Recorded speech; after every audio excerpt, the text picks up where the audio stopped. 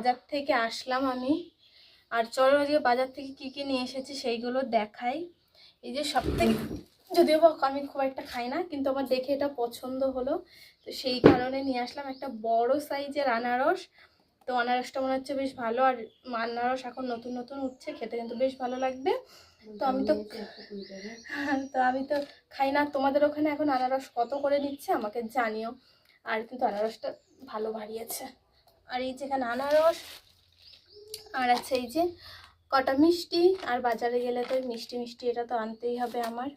আর এখানে আছে দেখো দই, আর আমার বাবা একটু দই মিষ্টি মিষ্টি জিনিসটা একটু বেশি পছন্দ করে, সেই কারণে বাজারে গেলে দই মিষ্টিটা তো আনাই হয়।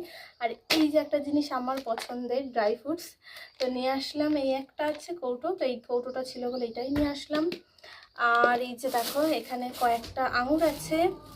আর এতদিন বাড়িতে এত আম ছিল, ফেলে দিচ্ছিলাম, নষ্ট হয়ে যাচ্ছিল, আর সেই জায়গায় দেখো এই যে দুটো আম আর লেবু, এটা হচ্ছে ফ্রি, আমাকে ফ্রিতে দিয়েছে।